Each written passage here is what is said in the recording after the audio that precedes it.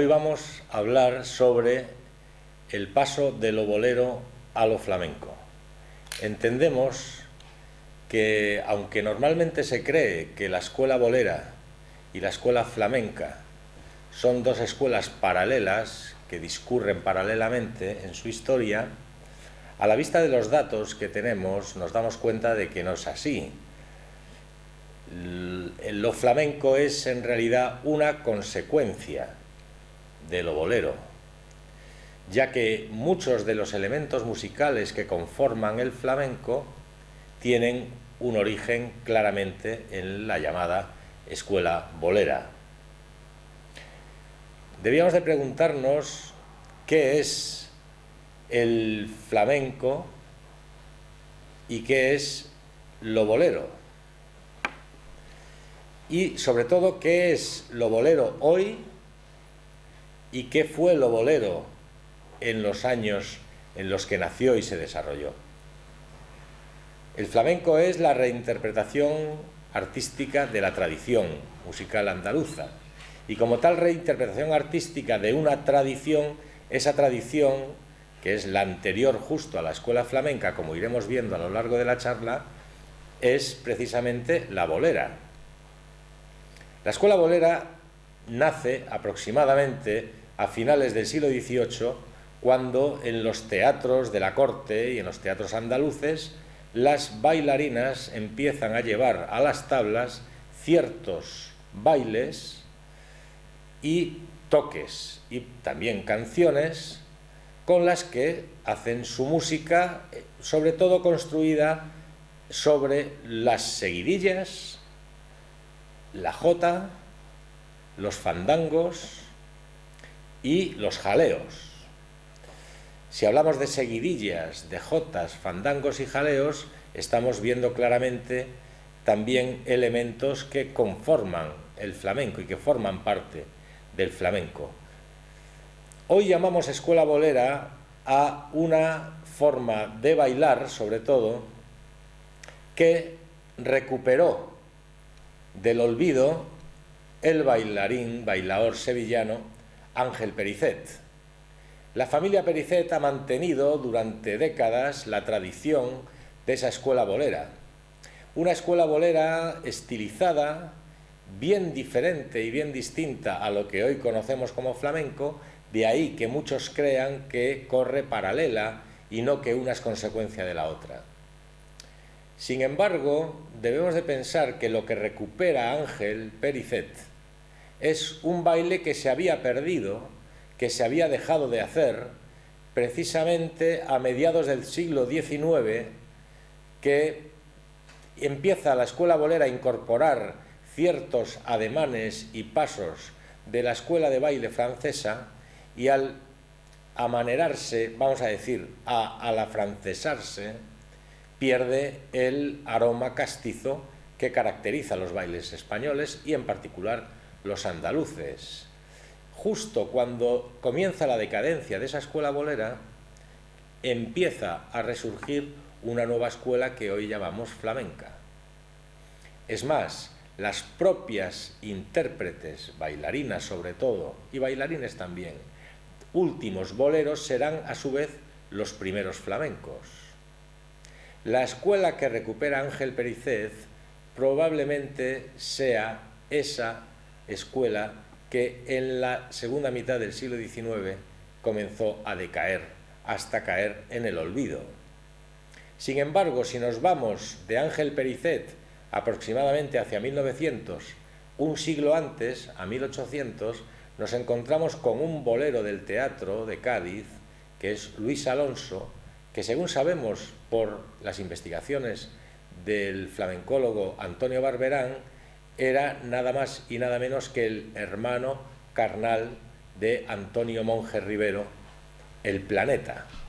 Sabemos que el Planeta era Antonio Monge Rivero por Manuel Bórquez, que hace ya un par de años nos lo descubrió, aportando los datos pertinentes, y después, buscando a este Antonio Monge, que ya teníamos localizado en los teatros de Cádiz en los años 20, cantando los polos, el polo de ronda, el polo de Cádiz, el polo sevillano, etcétera, vemos que este Antonio Monge era el planeta, ya que, como decía Estebáñez Calderón, al planeta le llamaban el rey de los polos. Y si tenemos a un Antonio Monge en Cádiz cantando polos en los teatros, con toda probabilidad este Antonio Monge es precisamente como descubrió Borges el planeta.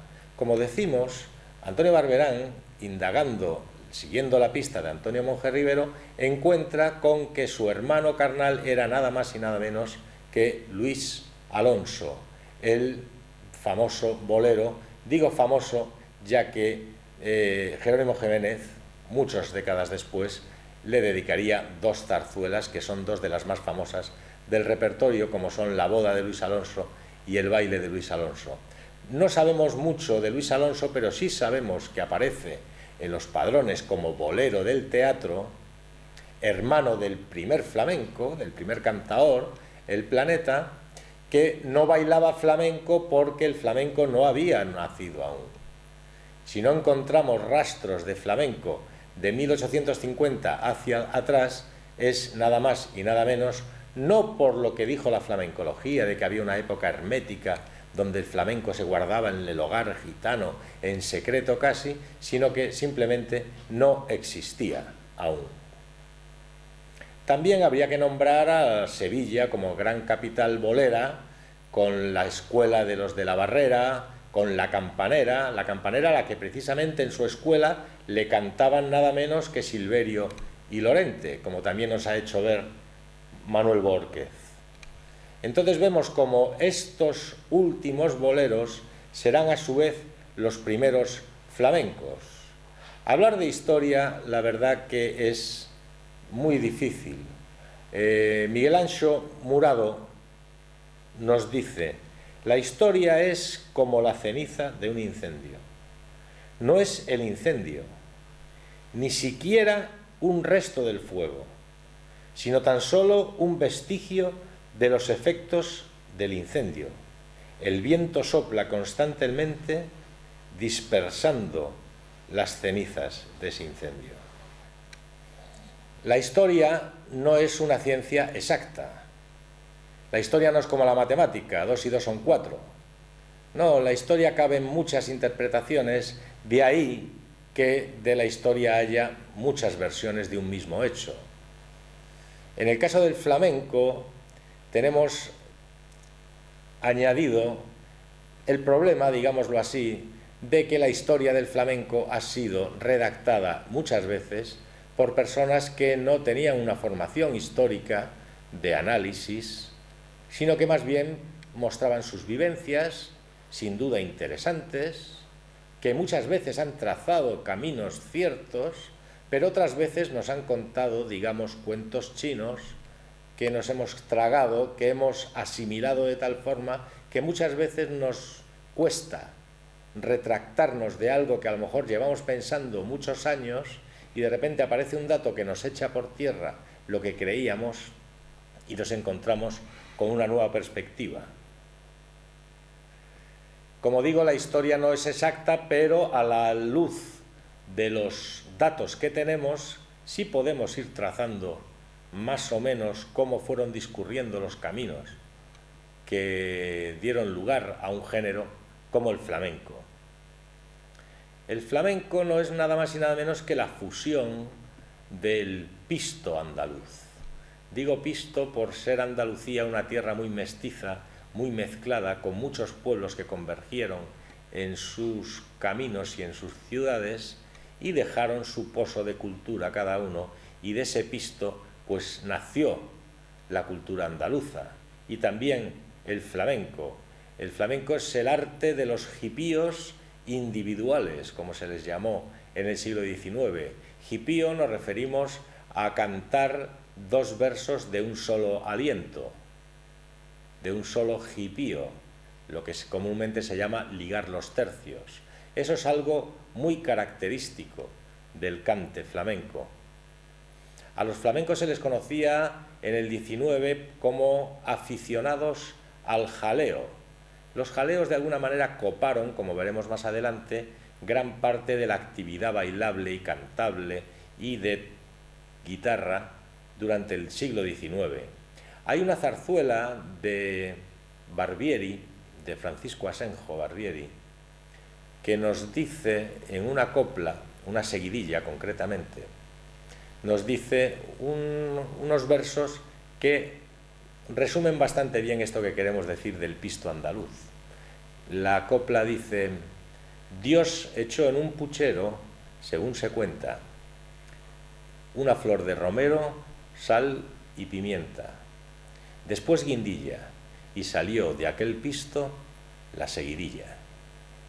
Una flamenca pura rebañó el puchero, y de la rebañaura nació el bolero.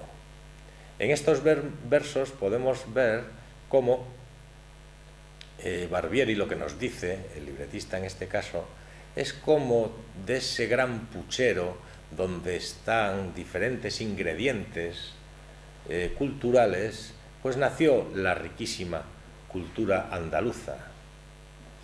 Los antecedentes del flamenco y de la escuela bolera también los encontramos sobre todo en las danzas llamadas históricas del siglo XVI y XVII, ¿no? La zarabanda, la chacona, la folía, el pasacalle, el guárdame las vacas, los canarios. Todas estas bajos de danza nutrieron de música la cultura española en general y andaluza en particular, y se nos presentan como el sustrato visible más claro de lo que fue después la escuela bolera en el XVIII y por fin ya la escuela flamenca a mediado el siglo XIX.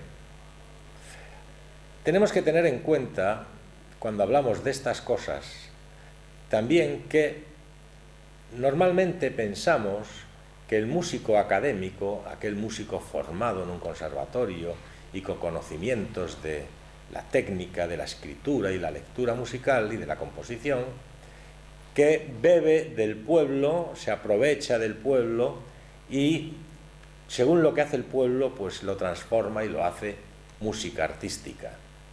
Esto es verdad, pero tampoco es mentira decir que ocurre el viaje al revés.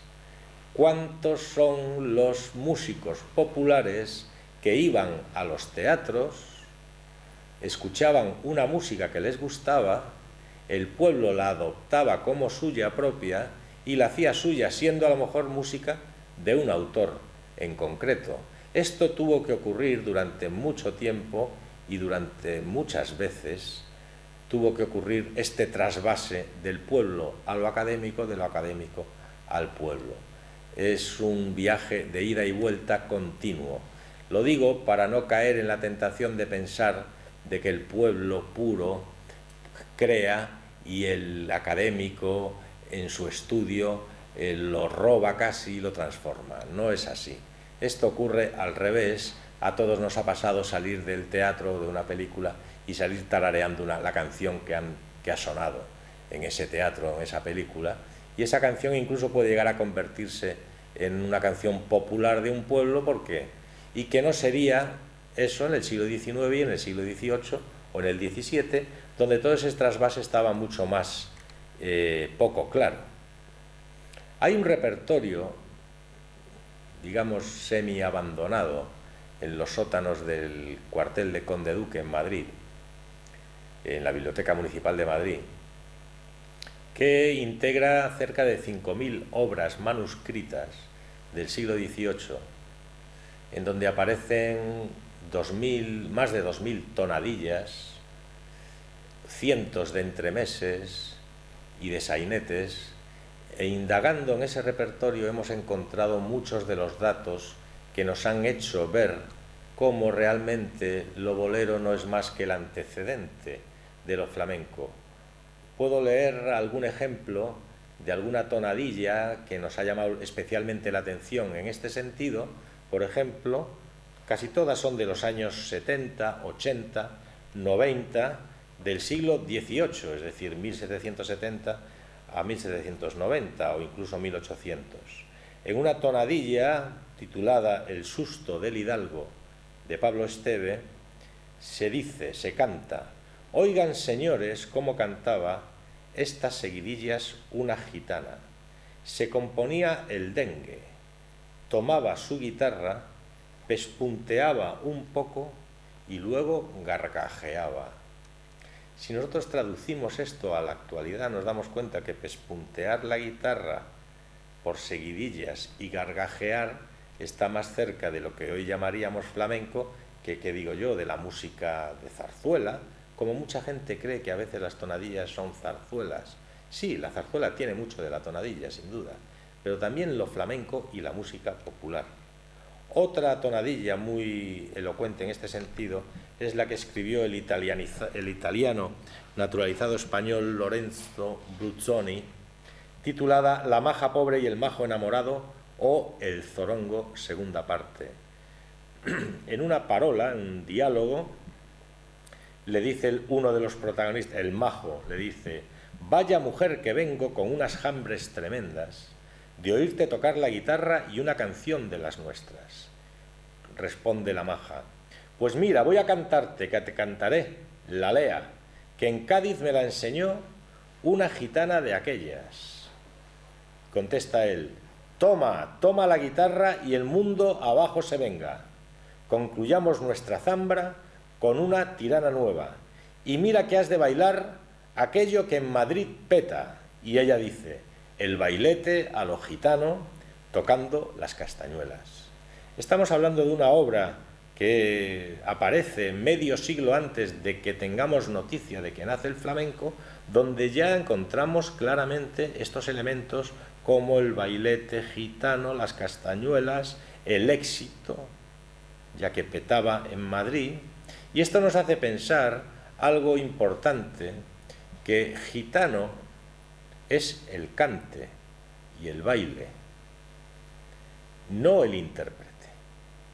El intérprete puede ser gitano o puede ser de Vladivostok, y hoy nos lo están demostrando los japoneses.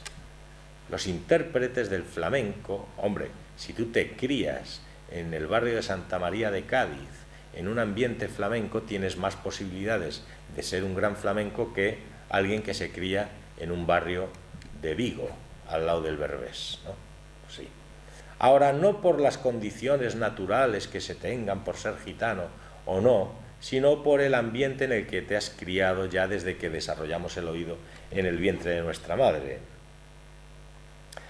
Hay una noticia en un periódico de los años 70, de los años 80 del siglo XIX, que dice: si se muere Silverio, se acabó el cante gitano.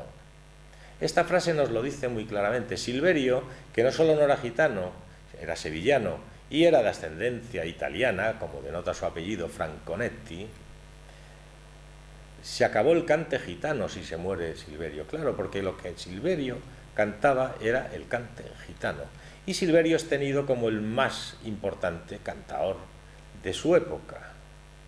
Así ocurre lo mismo con un sobrino de Luis Alonso y del Planeta, que es Lázaro Quintana, que en 1847 aparece en un periódico madrileño anunciado como cantante flamenco. Es la primera vez hasta el momento que hayamos encontrado en la historia donde aparece la palabra flamenco relacionada a una música. Cantante flamenco. Y dice: el cantante del género gitano, Lázaro Quintana. Lázaro no era gitano. Gitano es el género que canta, el flamenco. Digo esto para que no nos creamos que estamos hablando de cuestiones raciales, que además considero que es un discurso que a estas alturas de siglo, en 2015, debíamos de abandonar de una vez por todas. El flamenco es de los artistas que lo crean, mucho más allá de su origen social, cultural o étnico. La música es como la energía, ni se crea ni se destruye, sino que se transforma. Es decir, esto que es la ley de la termodinámica, hablando de la energía, la aplicamos a la música y nos damos cuenta cómo de lo que estamos hablando nos viene a decir de que efectivamente la evolución natural de los géneros musicales es la que va moldeando a los gustos del público de cada época determinada, pues cómo suenan las canciones, cómo son las canciones, los cantos, ya en el flamenco llamado cantes, ¿no? Pues esto ocurre también en el flamenco, ¿no? Es un fruto de una evolución. No hay más que ir a los discos y cuanto más atrás en el tiempo vamos en los discos, nos vamos dando cuenta que cada vez se parece menos a lo que hoy llamamos flamenco. El compás más rápido, el aire más alegre, la forma de cantar incluso más impostada, son modas y son formas de interpretar para una época determinada. Así que no nos empeñemos en creer que el planeta, cómo cantaba el planeta. Si creemos que el planeta cantaba como Manuel Agujeta, por ejemplo, con esa voz maravillosa que tiene, rasgada, rajada, a lo mejor nos equivocamos totalmente y el planeta se parecía a lo mejor más al Niño de Marchena, que era una voz más lírica, mucho más nítida, en afinación, etc. Esta evolución de los géneros la vemos en otra tonadilla de 1781, que se llama La resurrección de la tirana, de Blas de la Serna, y dice: yo el caballo tan nombrado fui su padre natural, yo el fandango su marido, sin ella vine a quedar, llorando su desventura en mi triste soledad. El caballo se llama un género que después se llamó polo. Vemos como hay una genealogía aquí, ¿no? También en otra tonadilla de Blas de la Serna, el último que llega, se dice: si el bolero al fandango le quitó el trono, a vengar al fandango vino el zorongo. Ay, porque está escrito que el que a cuchillo mata, muere a cuchillo. Mató a las seguidillas el aria italiana, y esta ha sido despojo de la tirana. Vemos cómo en los versos de esas tonadillas también se nos muestra, en cierta forma, esta evolución. En cuanto al repertorio que utilizaban los boleros, es inmenso y variadísimo, y no hace falta ser una lumbrera para darse cuenta de que este repertorio era un antecedente clarísimo de lo que hoy llamamos flamenco en muchos de sus elementos constitutivos, sean métricos, sean rítmicos, armónicos, formales o melódicos. En el ámbito rítmico, clarísimo, desde el siglo XVI heredamos muchos elementos musicales, rítmicos en este caso, que encontramos aún hoy en el flamenco y que se encuentran en la zarabanda y en los jácaras. En el plano armónico tenemos también la contribución grande de la guitarra, por supuesto, del contacto americano. Es muy importante la relación que hay con América.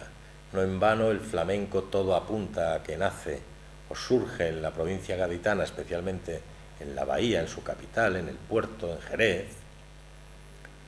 Después ya pasará a Sevilla y por fin a Madrid y al mundo entero. Pero claro, el contacto intensísimo desde el siglo XVIII de Cádiz con América propició un intercambio muy, muy importante a tener en cuenta. Y si nos vamos al plano rítmico, métrico y armónico, veremos que ahí es donde está la contribución principal de América a la cultura musical andaluza y en concreto a la flamenca. En el plano melódico es donde más llama la atención. Es muy difícil que encontremos canciones en cancioneros antiguos, ya que grabaciones solo tenemos de las últimas décadas del XIX en adelante. En los cancioneros es muy difícil que encontremos canciones transcritas que tengan algo que ver con el cante flamenco.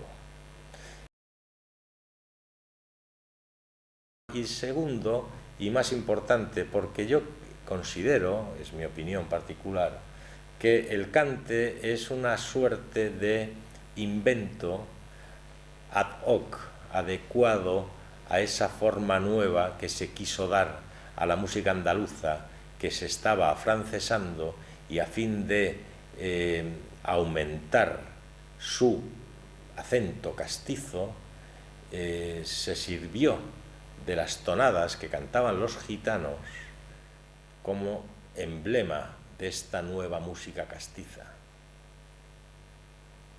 muchos de los géneros que conocemos de la música andaluza en el siglo XIX, como decimos, son un antecedente claro del flamenco.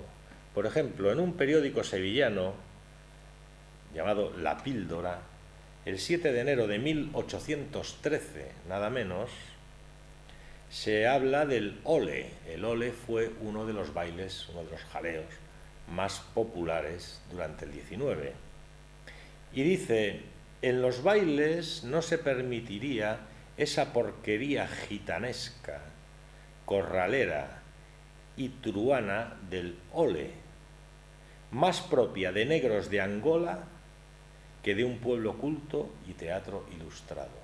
O sea, el ole en 1813, el ole que, como digo, se convertiría ya en los años 20, 30, 40, 50, muy bien entrado el siglo XIX, aparecía en 1813, iniciándose el siglo XIX, como porquería gitanesca, corralera, más propia de negros de Angola.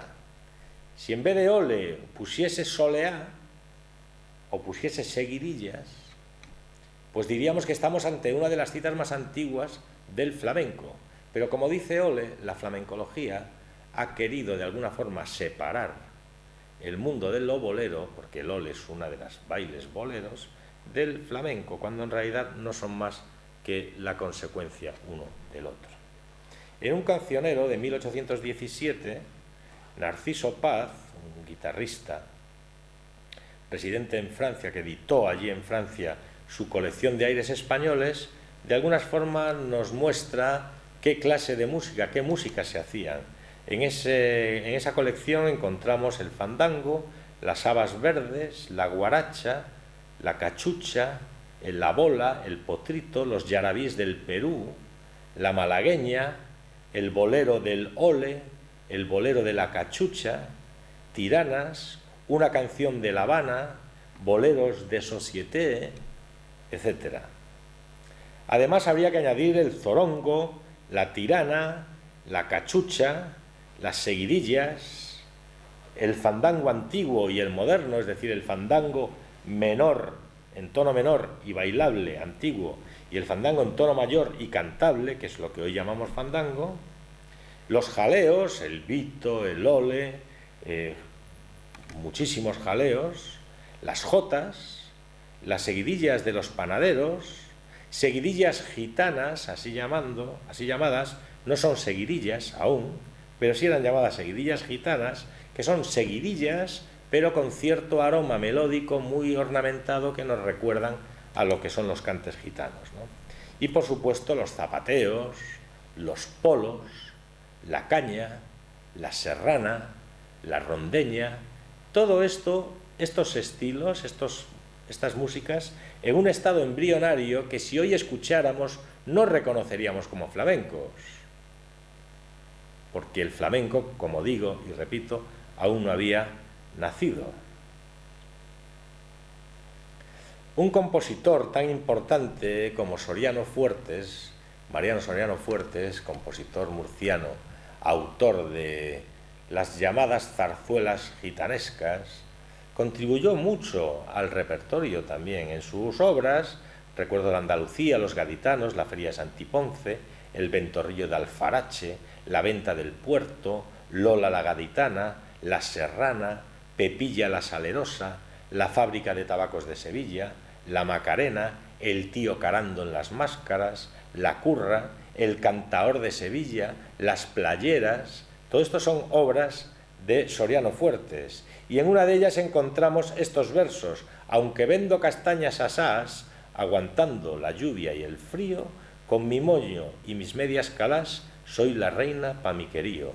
Los que conocen el flamenco saben que estos versos hoy están integrados en el pregón de los caracoles, de las famosas cantiñas llamadas caracoles.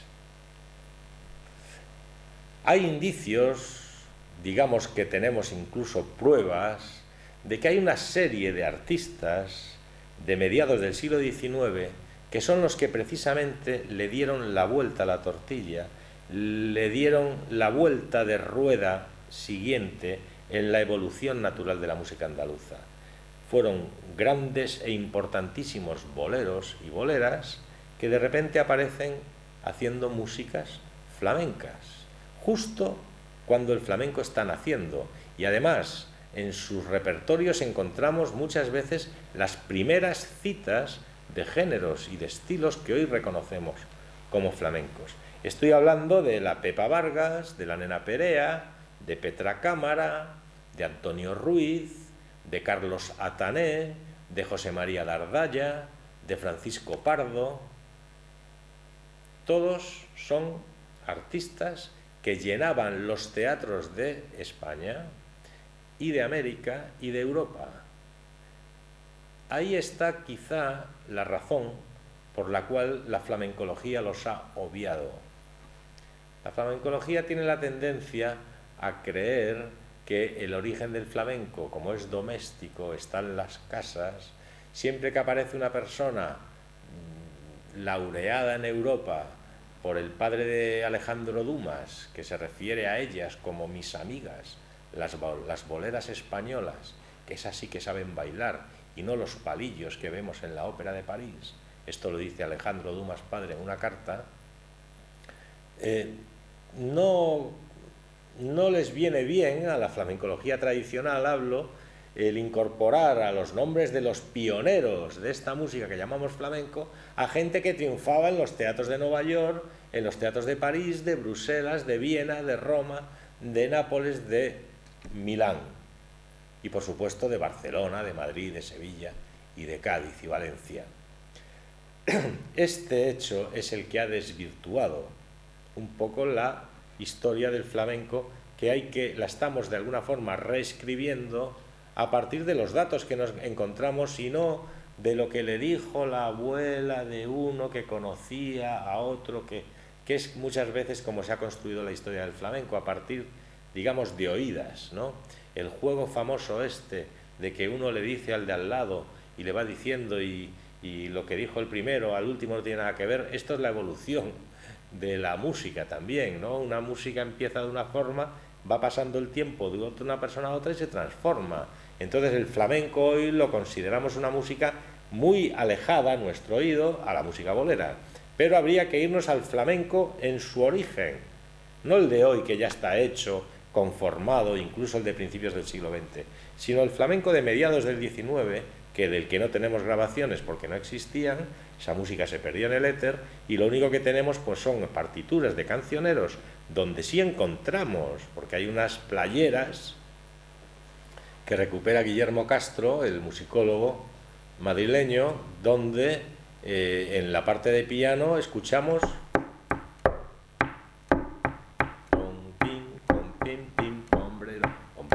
Siempre se dice que las playeras son el antecedente de la seguirilla, ese compás es el de seguirilla.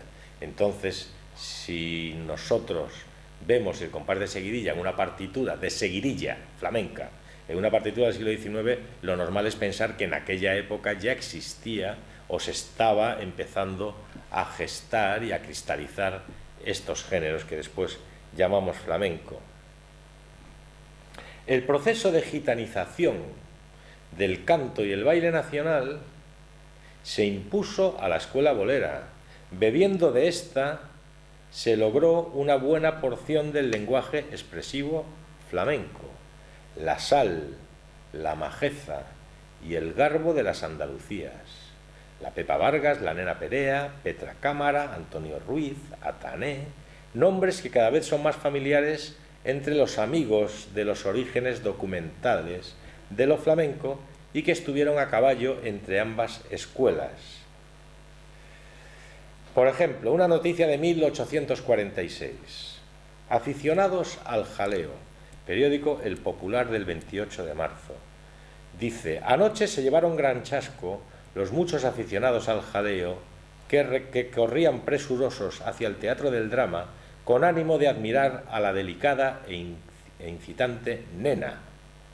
Se refiere a la Nena Perea. Puesto que al dar principio a la función se anunció que no podría echarse la cigarrera de Sevilla, según estaba anunciado, a causa de una repentina indisposición de aquella. En vista de esto, una gran parte de los curiosos se retiró devolviendo las entradas al despacho y recogiendo su dinero. Aquí vemos que estas bailarinas efectivamente arrastraban mucho público, como ocurría 50 y 60 años antes con las tonadilleras. Las tonadilleras no solo eran arrastradas a los teatros por el público, eran llevadas a hombros desde sus casas hasta el Teatro de la Cruz y del Príncipe. Tonadilleras como María Lazbenanz, como Mariana Alcázar, como la Tordesillas, como la famosa María Antonia La Caramba. En el periódico El Español del 26 de diciembre de 1847 encontramos una noticia muy reveladora al respecto de lo que estamos diciendo. Y se refiere a un bailarín que se llamaba Vera. Dice: el señor Vera, que según parece es el autor de todos estos bailes españoles, es uno de los boleros que más conspiran contra nuestros bailes nacionales.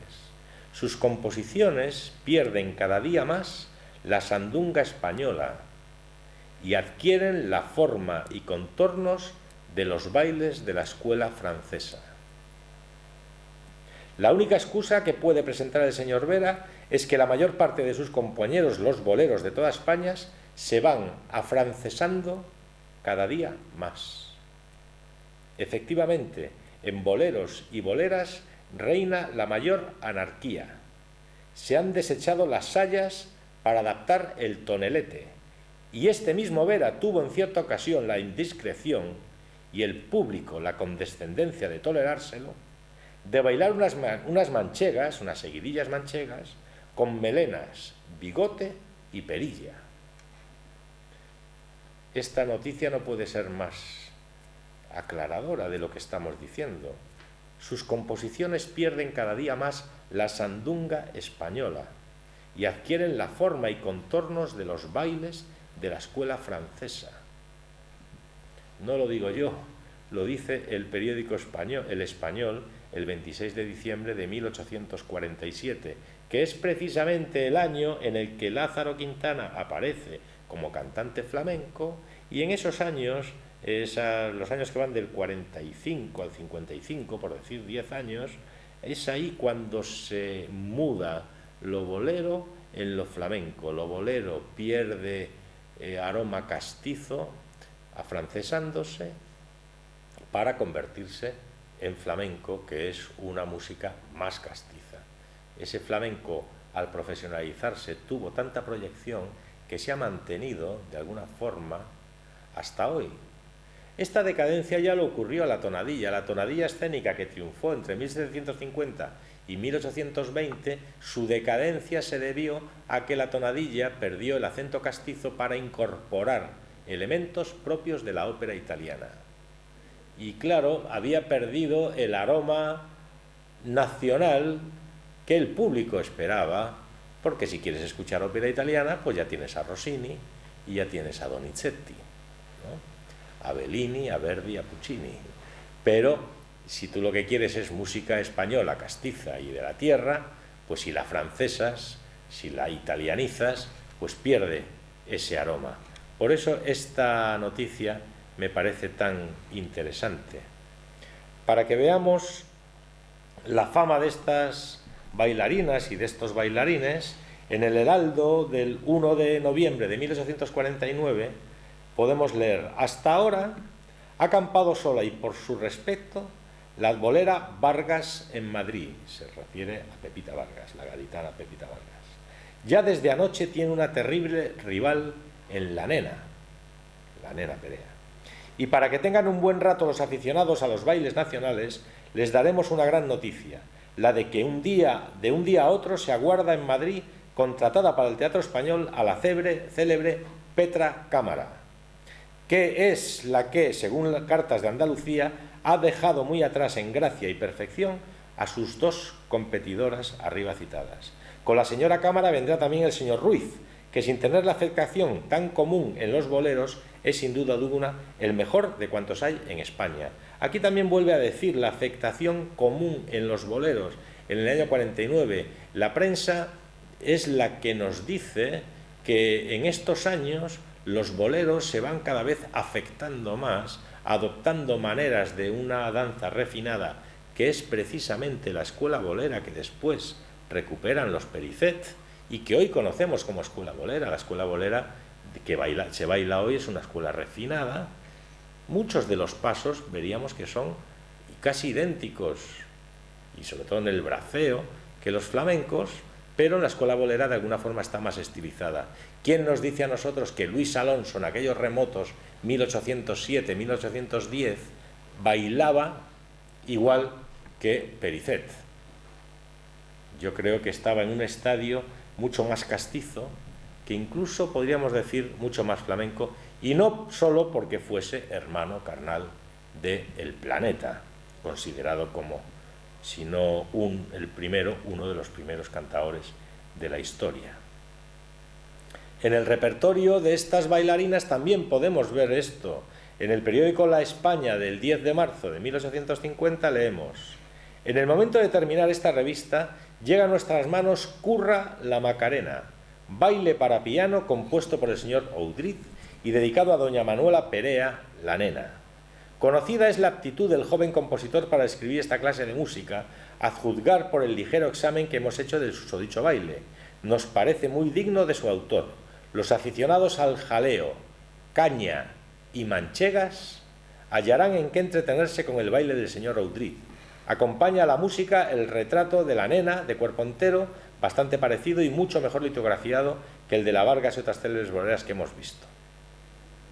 En el periódico La Época, el 10 de julio de 1850, podemos leer: ayer la sílfide Macarena Pepita Vargas obsequió con una espléndida gira campestre en Carabanchel a sus compañeras la Petra Cámara y Antonio Ruiz.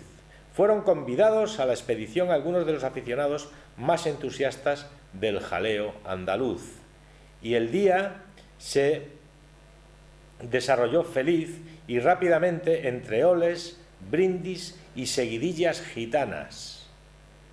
Las dos graciosas bailarinas españolas echaron el resto de su gitana gachonería, y todos los concurrentes a la gira volvieron a Madrid con el sentimiento de que la noche viniera tan pronto a poner término a los inocentes placeres de un día tan delicioso.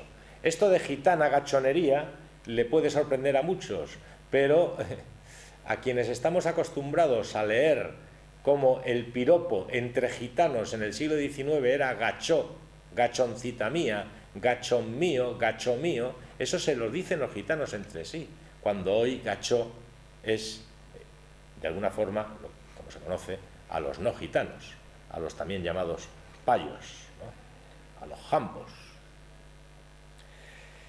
El 3 de junio del 51 leemos en La Época: el baile español hace unos días que no contaba en Madrid a ninguna de las bellas bailarinas que están a su cabeza.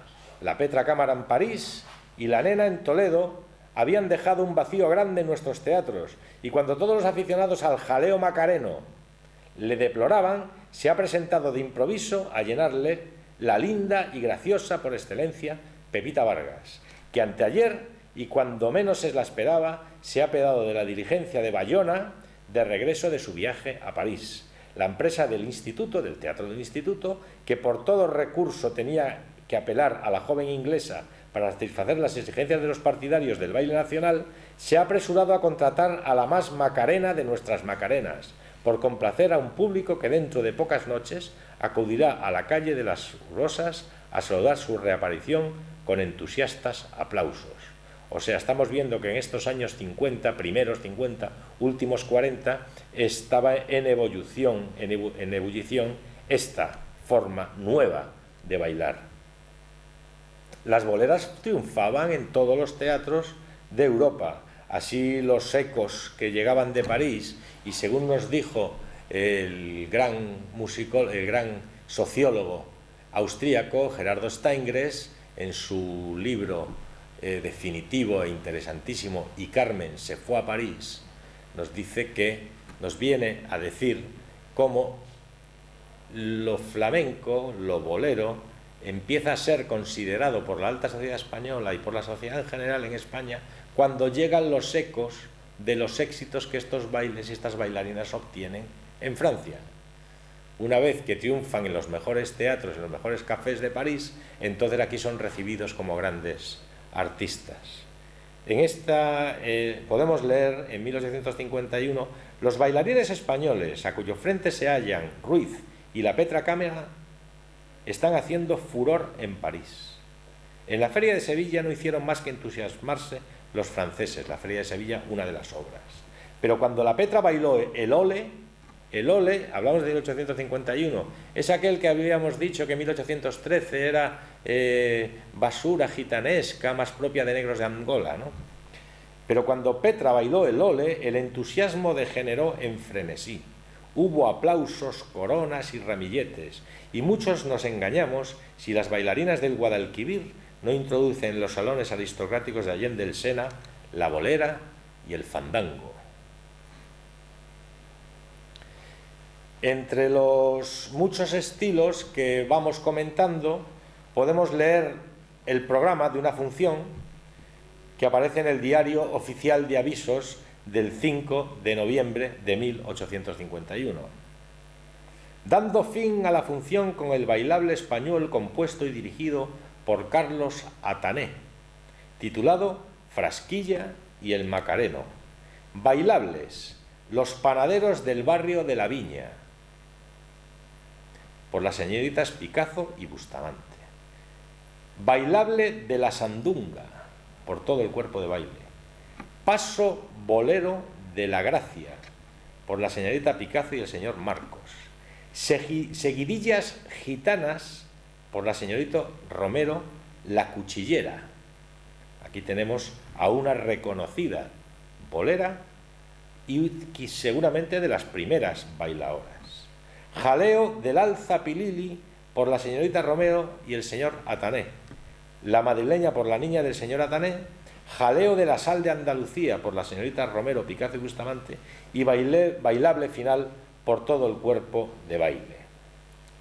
Entre estos artistas debemos de destacar a dos. Uno, el director de una compañía importantísima, y otro, el cantaor que siempre la acompañaba, que es el director José María Dardalla, y este acompañante que cantaba, y veremos ahora qué es lo que cantaba, Francisco Pardo, acompañándose casi siempre a la guitarra.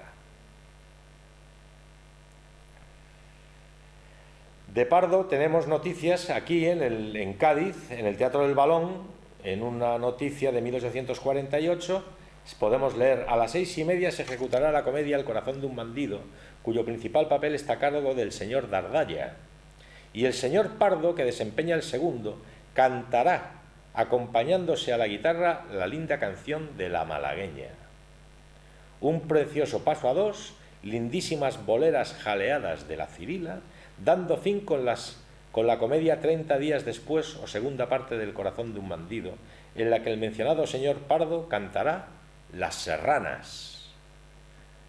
Bueno, si a Pardo lo tenemos cantando Las Serranas y La Malagueña, y después lo hemos encontrado cantando incluso la liviana, lo que llamaríamos la liviana, porque se llama La canción de Pedro Lacambra, de los machos de Pedro Lacambra. No olvidemos que una de las famosas livianas antiguas dice: ¿de quién son esos machos con tanto rumbo? Son de Pedro Lacambra, van pa' bollullos. Es decir, que posiblemente esto que canta Pardo fueran estas serranas con las que él cierra la función. Que esta gente bailaba bailes gitanos lo estamos viendo. En la época del 16 de marzo de 1855 podemos leer: para que la función de anoche fuese completa, la Petra Cámara, en el baile gitano con que terminó la fiesta, se encargó de despedir a la escogida concurrencia que llenaba las localidades, no sin antes haberle arrancado entusiastas aplausos que el público no niega nunca a la sílfide del Teatro de la Cruz. Otro nuevo repertorio, en este caso de Carlos Atané. Carlos Atané es coreógrafo, bailarín y quizá una de las personas, junto a Dardalla y a Pardo, que más hicieron por estos bailes de nuevo cuño. Estamos hablando de los años 50. Si repasamos por encima el repertorio de Atané, nos encontramos que coreografió El polo del contrabandista, Curra la Macarena, Jaleos, La Caña, El sol de Andalucía, Las corraleras de Triana, El jaleo de la Macarena. Cuidado, que el jaleo de la Macarena es a su vez un grupo de bailes, Boleras a 12, El mundo nuevo de Cádiz, el famoso barrio que hoy llamamos aquí el Olivillo, esa zona entre la Viña y el cuartel este de la Bomba. El mundo nuevo de Cádiz, el jaleo de Jerez, el jaleo de la Sandunga, la malagueña, el tango americano, la linda gitana, miscelánea de bailes nacionales.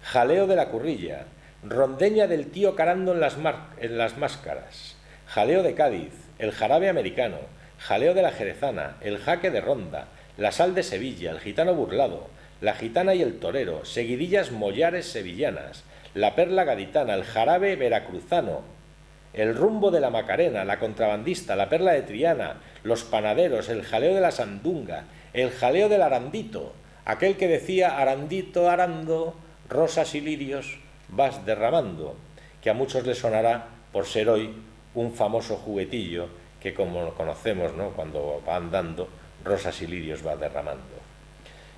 Zapateado gaditano, el dengue de Cádiz al puerto, paso de la capa, el jaleo de la Macarena.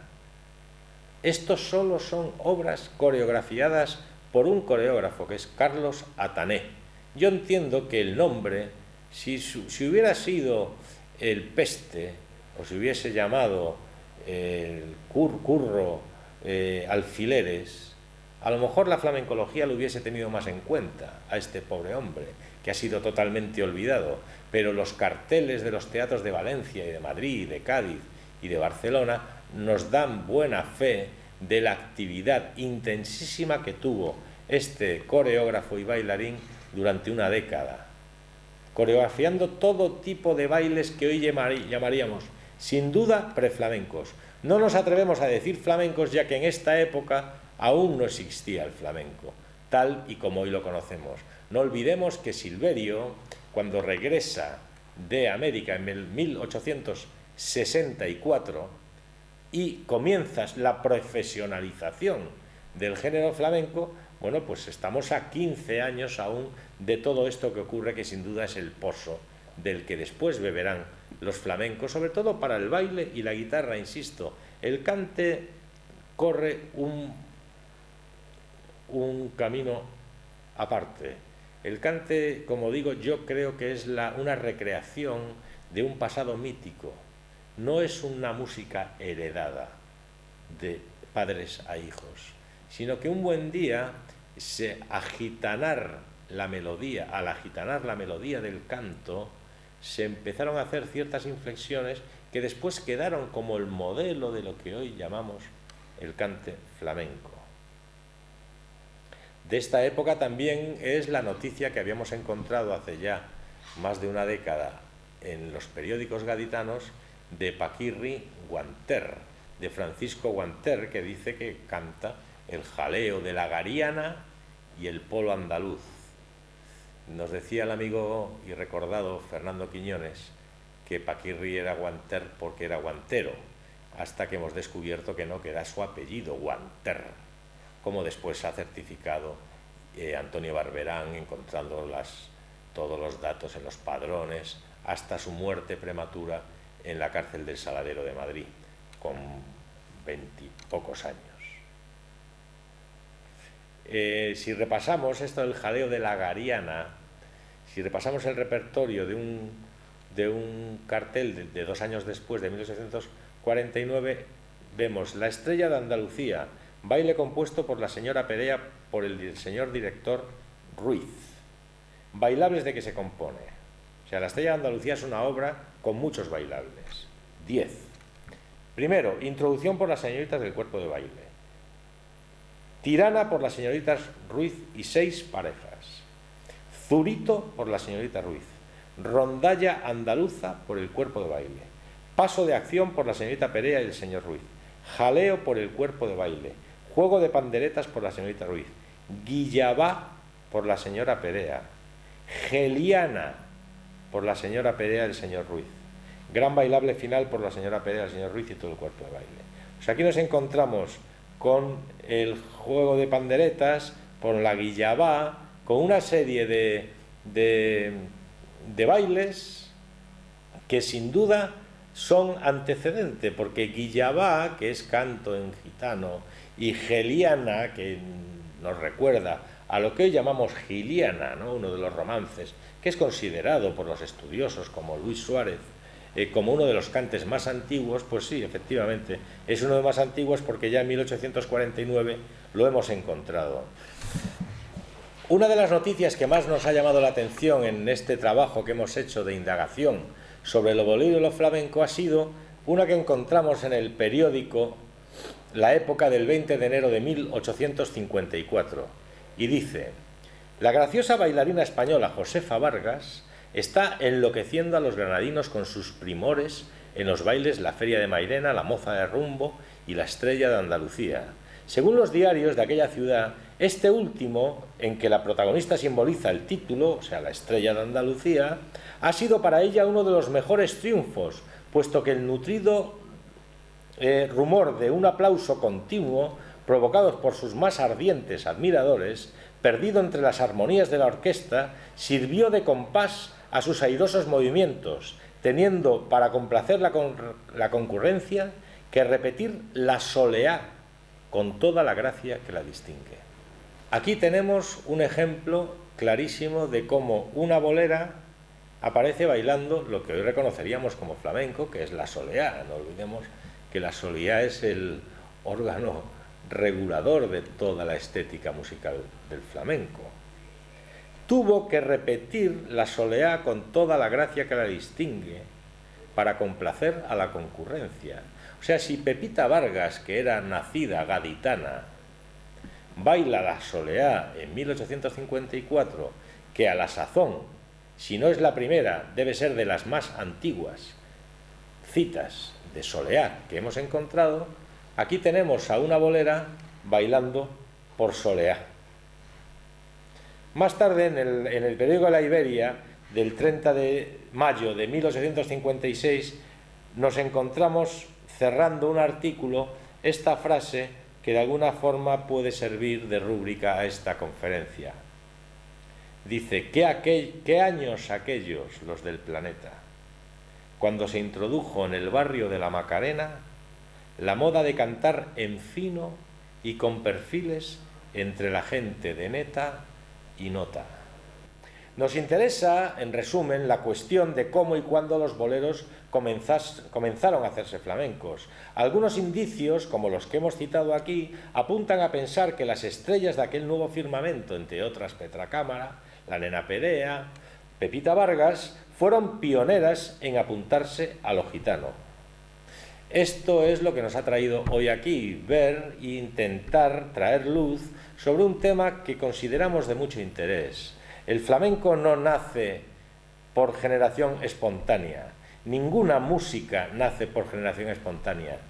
Tampoco el flamenco se encuentra oculto debajo de las paredes de una casa, como si fuera la música de una secta secreta. Lo flamenco nace como cualquier otra música, cuando cristalizan elementos musicales que se habían disuelto anteriormente de otras músicas. Porque, como dijimos antes, como la energía, la música ni se crea ni se destruye, sino que se transforma. Muchas gracias.